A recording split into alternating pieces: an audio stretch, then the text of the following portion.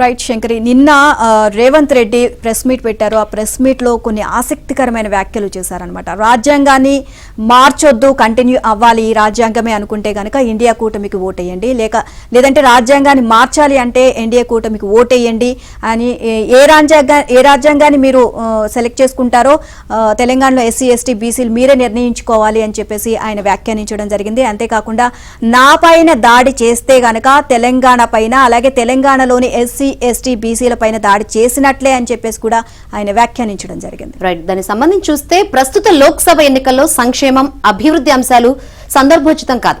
రాజ్యాంగాన్ని మార్చాలా మార్చకూడదా అన్నదే ఇప్పుడు చర్చనీయాంశం. రాజ్యాంగాన్ని మార్చొద్దంటే ఇండియా కూటమి, మార్చాలంటే ఎన్డీఏ కూటమి.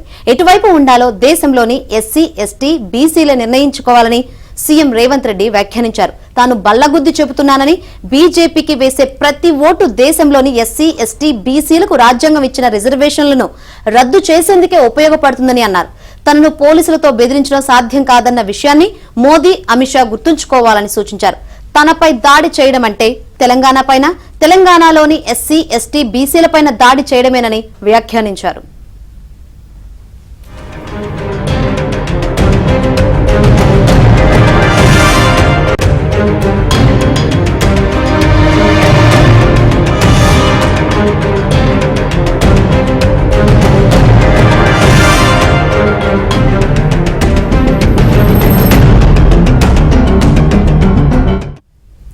జూబ్లీ హిల్స్ లోని తన నివాసంలో నిన్న సీఎం రేవంత్ రెడ్డి మీడియాతో మాట్లాడారు. ఒక పార్టీకి రాష్ట్ర అధ్యక్షుడిగా, ఒక రాష్ట్రానికి సీఎంగా, ఆర్ఎస్ఎస్ గా మూల సిద్ధాంతం, రాజకీయ విధానం పైన తాను స్పష్టంగా మాట్లాడితే తెలంగాణ ప్రభుత్వంపై కేంద్ర ప్రభుత్వం దాడి చేస్తుంది అని విమర్శించారు. ఆర్ఎస్ఎస్ మూల సిద్ధాంతం రిజర్వేషన్లను రద్దు చేయడమేనని, దాన్ని అమలు చేయడానికి ఎన్నుకున్న రాజకీయ కార్యాచరణ పేరే బీజేపీ అని చెప్పారు. అవకాశం వస్తే రాజ్యాంగాన్ని మార్చి ఎస్సీ ఎస్టీ బీసీ రిజర్వేషన్లను ఎత్తివేయాలన్నదే బీజేపీ ఎజెండా అని, ఆ విషయాన్ని తాను ప్రెస్ మీట్లు, బహిరంగ సభలోనూ మాట్లాడానని చెప్పుకొచ్చారు. ఇది దేశవ్యాప్తంగా చర్చకు రావడంతో బీజేపీ తనను టార్గెట్ చేసిందని దుయ్యబట్టారు. ఇదే విషయం గురించి మరింత సమాచారాన్ని మా ప్రతినిధి సిద్ధార్థ్ అడిగి తెలుసుకుందాం. సిద్ధార్థ్, ఏంటి అప్డేట్స్?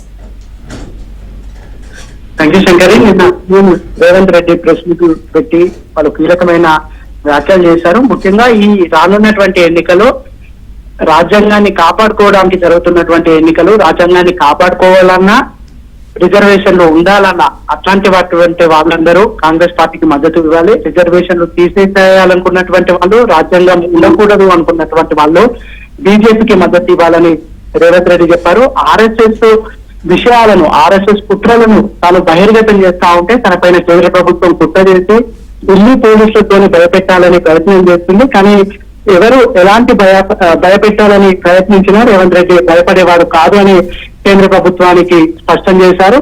ఇక ఈ విషయాలను, అంటే తాను చెప్తున్నటువంటి విషయాలను పదే పదే చెప్తాను, తనపై ఎన్ని కేసులు పెట్టినా, ఎన్ని కుట్రలు చేసినా తాను చెప్పాలనుకుంటున్నటువంటి నిజాలను, ముఖ్యంగా రాజ్యాంగాన్ని కాపాడుకోవడం, రిజర్వేషన్లకు సంబంధించినటువంటి అంశాన్ని ఒక ముఖ్యమంత్రిగా తాను ప్రస్తావించడం తన బాధ్యతనని, ఖచ్చితంగా ఈ విషయాలను ప్రజల్లోకి తీసుకువెళ్తానని చెప్పారు.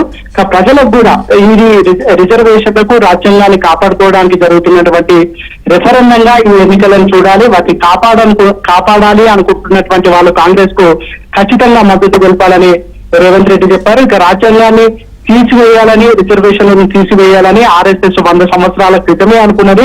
2025 సంవత్సరంలో ఆర్ఎస్ఎస్ స్థాపించి 100 సంవత్సరాలు అవుతున్నటువంటి నేపథ్యంలో 400 టికెట్లను 2/3 మెజార్టీ ఉంటే తాము అనుకున్నటువంటి లక్ష్యాన్ని ఈజీగా చేరుకోగలమని బీజేపీ భావిస్తుంది. అందుకోసమే వాళ్ళు 400 టికెట్లు కావాలని పదే పదే అడుగుతున్నారు. ఈ కుట్రలను ఈ దేశంలోని ఎస్సీ ఎస్టీ ఓబీసీలందరూ ఈ కుట్రలను బహిర్గతం చేయాలి, ఈ కుట్రలను ఛేదించాలి, బీజేపీని ఓడగొట్టాలని రేవంత్ రెడ్డి స్పష్టం చేశారు.